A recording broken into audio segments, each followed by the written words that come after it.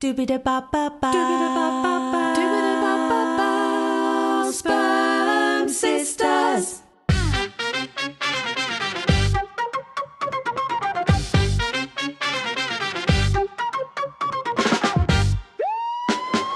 This is a story about sisters, just not the kind that you're expecting. 3 years ago, we were strangers, living separate lives. Now we know we're biological sisters, connected by the same sperm donor. And that's just the beginning. This podcast dives headfirst into the how, the why, and the uncomfortable questions no one seems to want to answer. Uncovering secrets the medical world would rather keep buried. How many donor-conceived people are there really? No one can give a straight answer. Not the clinics, not the system, no one. So, how many siblings could be walking past us every day without a clue? It's messy, it's shocking. At times, it's almost impossible to believe. And somehow, it's also really funny. Come with us as we dig deeper, ask the uncomfortable questions, and laugh our way through the chaos of discovering who we really are and just how many of us there might be. Coming up on this week's episode of Sperm Sisters.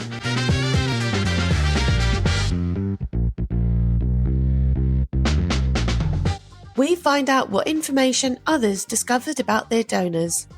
From what she had on her sheet of paper, utter wank. Excuse the Freudian slip there. But she just had like brown hair, blue eyes, likes to go on walks. And maybe think twice about that free sperm. If you donate outside of a licensed clinic, the situation is way, way, way more complicated, as you actually could be considered the legal father of any children conceived from your donation. Whoa. Feeling ready? Let's go. Oh, we're back. Let's go from youngest to eldest. That's me. I'm Helen. I'm the youngest of the three sisters, and I've currently lost my voice. So I feel like I sound like Phoebe Buffay from Friends. You know, when she goes, my sticky shoes. My name is Gemma. I'm the middle sister, and I am recording from my art studio that has just had a deep clean. And because I paint in oils, there's a very strong whiff of solvents in the air. So I'm not sure. Actually, that could explain quite a lot with the last recording, actually, couldn't it? Gemma, you have to stop doing this. Because every time we change our outfits, you do it. I know. On the same day. And I'm Natasha, and I'm the eldest sister. And this is where we used to record, in this room, right here. For those of you who have watched from the start.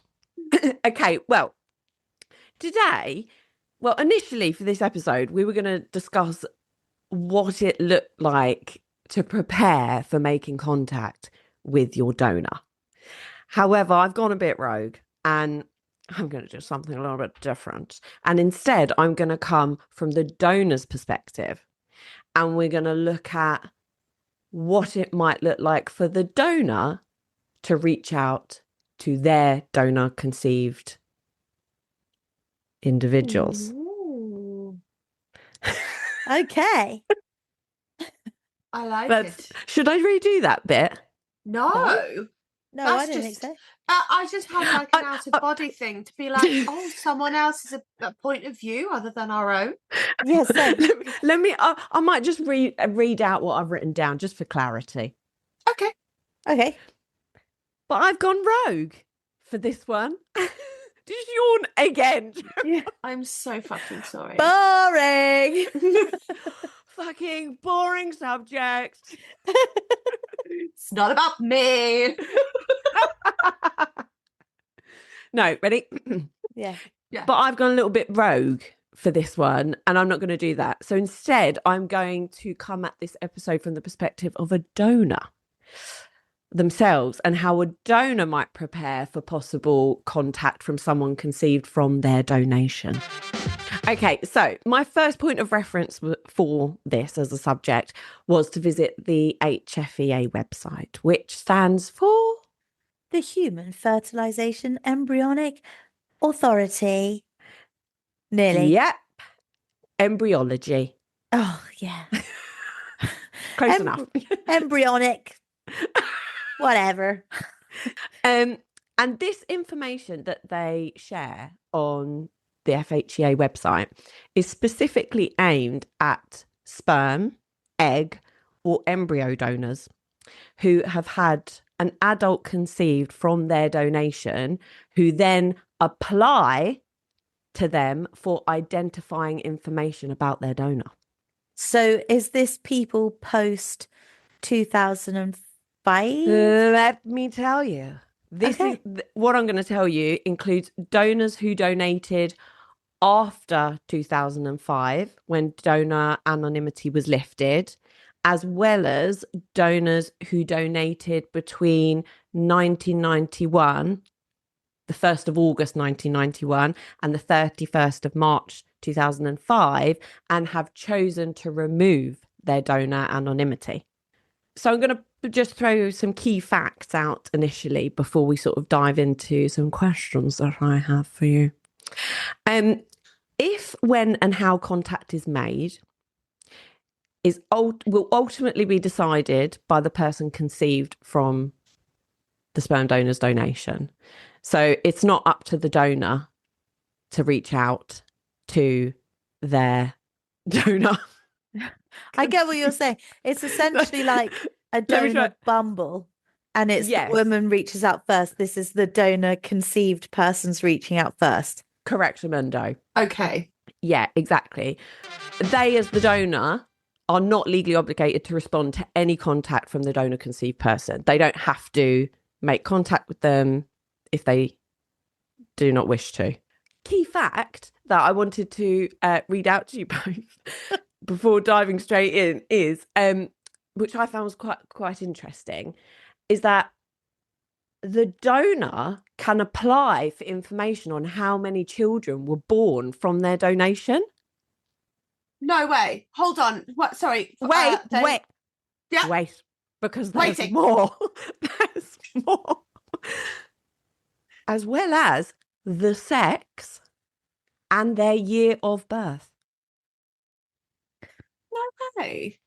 So these are people who were conceived after 1991.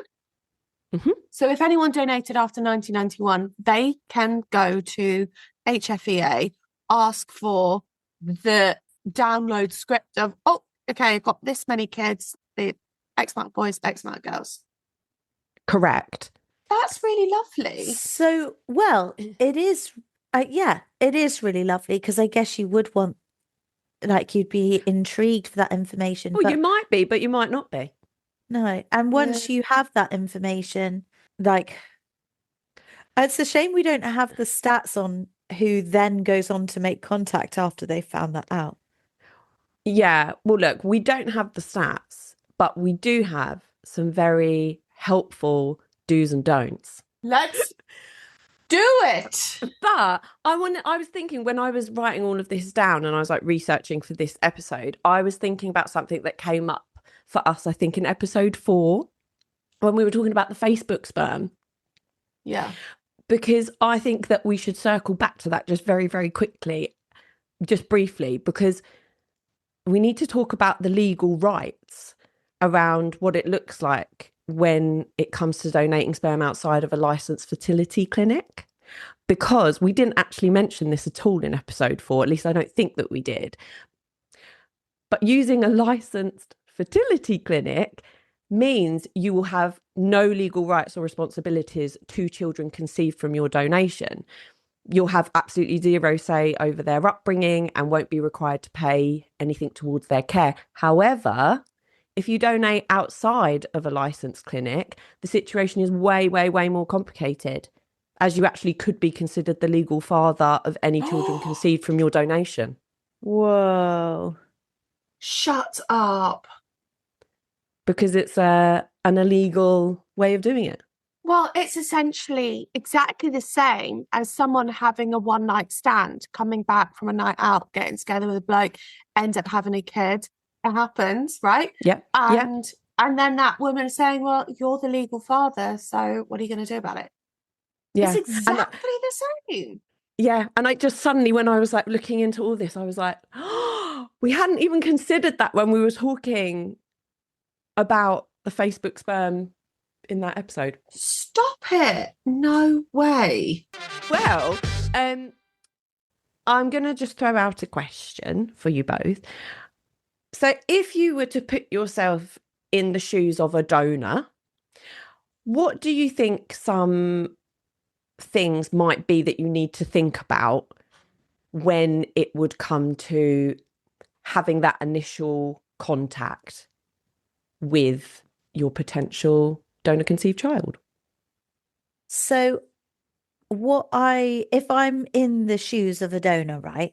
Yeah. And I've donated, I think what tends to be the first sort of question, I'm basing this not really on anything solid, just what I've heard. Yeah. I think the main point of concern that donors have is like, what will they want from me?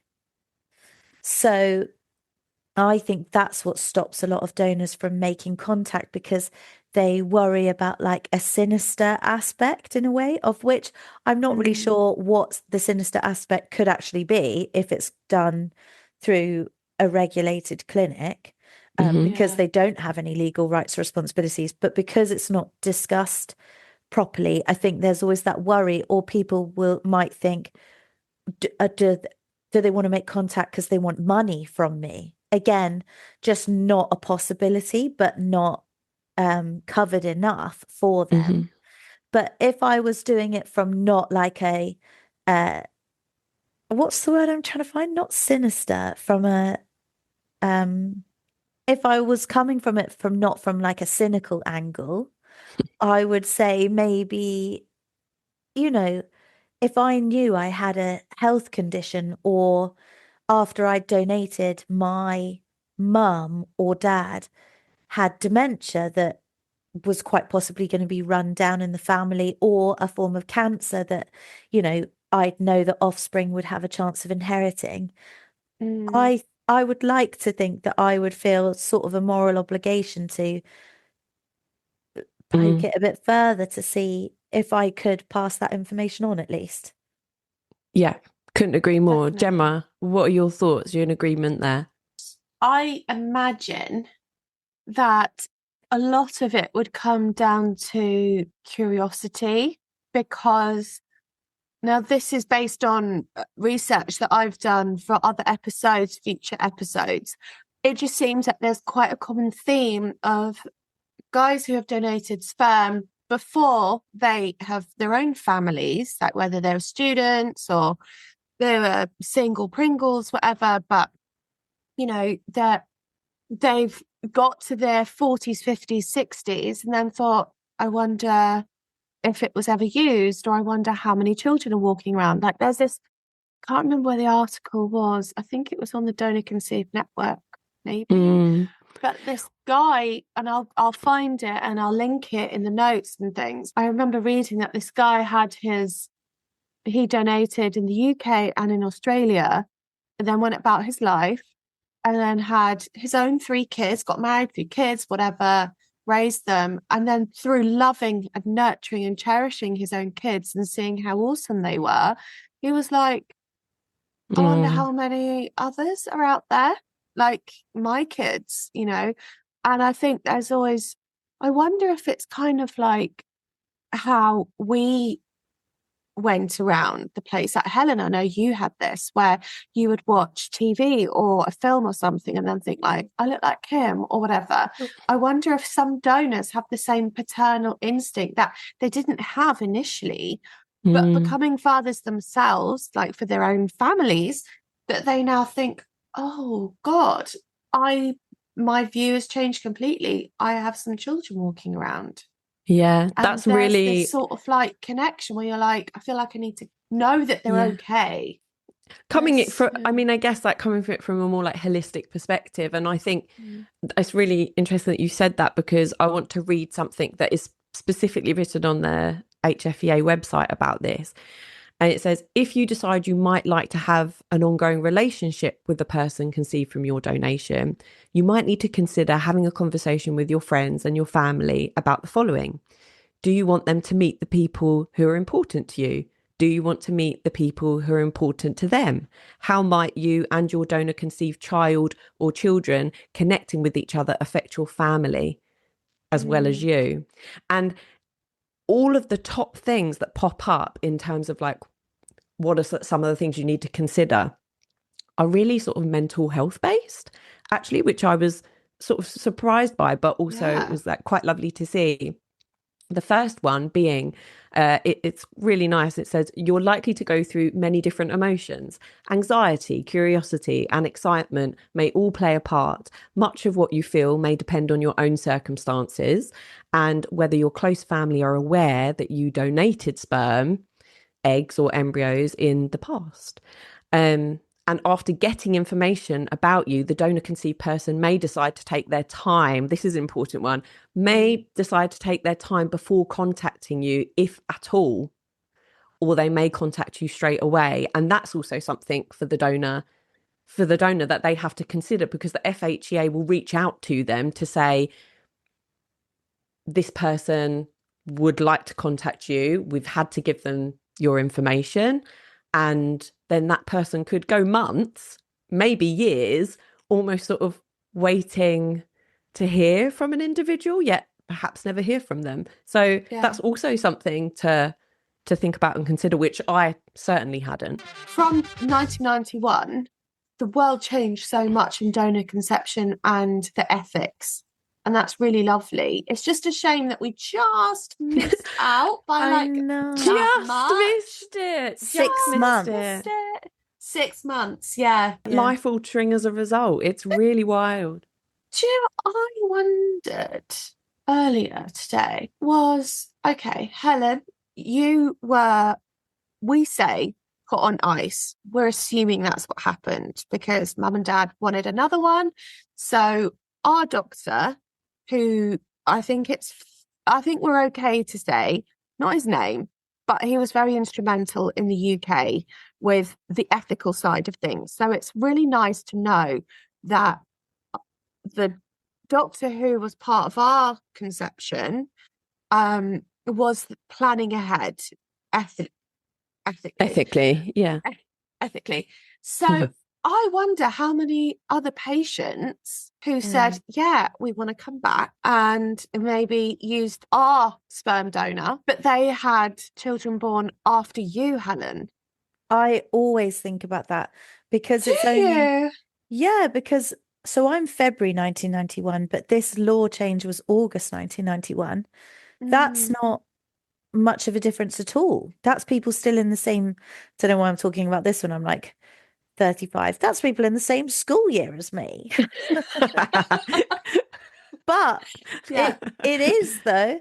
And there must be people on it. But again, it's like, have they been told yet or not? And is it just a matter of waiting for them to be told or to find out? And then they can contact the HFEA. And we just need one to be on the HFEA thing. Yeah. It is interesting. Although, I mean, arguably, this is not the time to say it, is it? I was going to we do know who our donor is, but this is not the right cliffhanger moment to do that. Well, actually, I'm going to do a true or false situation. I want you to True tell me or if the following. false? Oh, yes. My name was Smokey McPhee. I'm going to do a true or false. Fuck's sake. Oh my God, that's brought me such joy. True or false? True or false? If you're becoming a sperm, egg, or embryo donor, you're actually able to provide a personal description and a goodwill message to help potential parents and any children conceived know more about you as a person. True or false? True. I didn't bloody know that, but how gorgeous is that? Sorry. Oh, carry on. So I went to a donor conceived group meetup once in London, and I met a girl there who fell into the category of being able to apply for the identifying information. And Right. she showed me what her identifying information was. And it's, from how you've just described it, sounds glorious. From what she had on her sheet of paper, utter wank. Excuse the Freudian slip there. But she just had like brown hair, blue eyes, likes to go on walks. And that was it. So it was literally just filling in a couple of boxes. And her point was like, It's almost like, what's the point? yeah, Like, that's what just she don't said. bother. Yeah. Yeah. So I Just think don't bother. it depends on who was doing it. Obviously, if that's used in the correct manner, great. Yeah, that's the thing. And I think that, well, there are two ways in which they've said on the HFEA website that you can do it. And the Goodwill, it's got nice descriptors of what they actually should be, which I'm going to read out. It says the Goodwill message should be a personal message for any children born from a donation. Whilst the Goodwill message is designed for the children born from your donation, it is also to be read by their parents when they are choosing a donor. Yeah. Oh. So I think, do you know how old this individual was, Helen? Like not much younger than me. So maybe that's when So- this was first introduced and not Yeah. that. Maybe it was more of a like tick box exercise think rather than so. like really Maybe they kind of an didn't opportunity. Sorry, No, it's fine. maybe they didn't trust the process yet because it was still so new and Yeah. people had only just started giving information. So they're on the fence. They're like, shit, I really need the cash, but I also don't want to tell you about me because Mhm. I Yeah. don't know what repercussions are going to come about yet. Totally. Have you got any examples of like a goodwill message then? I have. And here's one of them. I made the decision to donate because I wanted to give someone the opportunity to experience the joy of parenthood. I hope you are happy and healthy and that you know you were brought into this world with the best intentions. Embrace who you are and live life to the fullest. Oh my God, that's so nice. I've never been more bitterly jealous than all my life. Like, imagine how lucky Yeah. these children are now to be given a message like that. And that, like, I guess that one focuses more on like motivation and hope, but some of them aren't quite like that, and more of them do focus on sort of, no, they're still lovely. Some of them like focus more on personality and hobbies, like this one. Okay. I'm an easygoing person who loves spending time outdoors, hiking and playing guitar.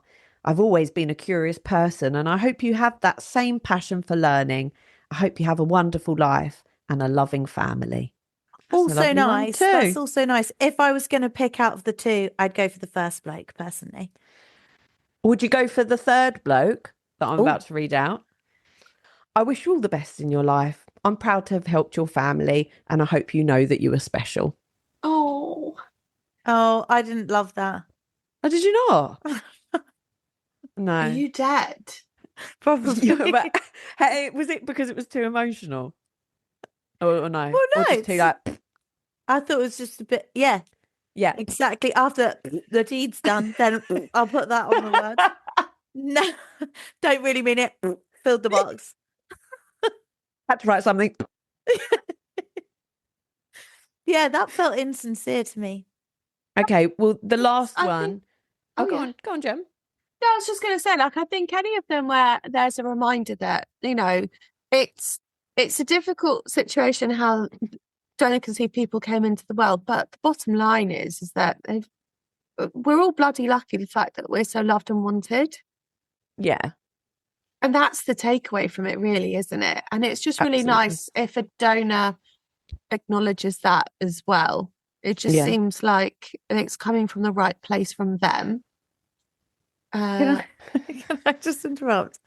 Okay. I feel like we're in a really weird Twilight Matrix zone where Gemma and I have swapped personalities. Sorry. And I'm being really like angry at the system of like, fuck that guy saying the nice things. and Gemma's being really like empathetic and understanding about it. Well, those were examples of goodwill messages. Okay. But the personal description, which I think sounds a little bit more down the route that the lady who you met at that donor conceived conference had received, sounds a little bit more like what she sort of had, perhaps. But the personal description should give the person reading it a feel for you as a person. And they say it's helpful for potential parents to get an idea of who you are and what you are like. And it can be helpful when parents have to explain to their child that they are donor conceived. Many parents and donor conceived people have commented on how valuable and important this information is to them. Okay. So I do wonder if now, you know, if you were saying that that lady was a similar age to us, I do wonder if kind of over the past decade or the last 5 years, it's become a much larger part of when you are handing over your... I mean, I don't know if there's like any research on this at all, but I do wonder if when an individual finds out that they are donor conceived, if the people that actually want to journey through the world of discovering who their donor is come from a background where they have had a difficult relationship with a parent who has brought them up. Yeah. And I wonder if, you know, some people find out that they're donor conceived but have a really, really positive and like amazing relationships with both like mum and dad, and that they just never want to find out because why should they? Like if they're not bothered about, you know, finding out about their heritage, etc. Yeah. Like why would they? Because we want them to, because then they could be one of us. One of us. Plus, like, do you guys want to find more siblings? For the purposes of the podcast and not sounding like a complete bitch. Yeah, of course I want to find more from like my own selfish head. Oh my God, I'm tired. I like think it's really, it would be difficult because it's quite hard to, you know, it's like discovering a whole new part of yourself.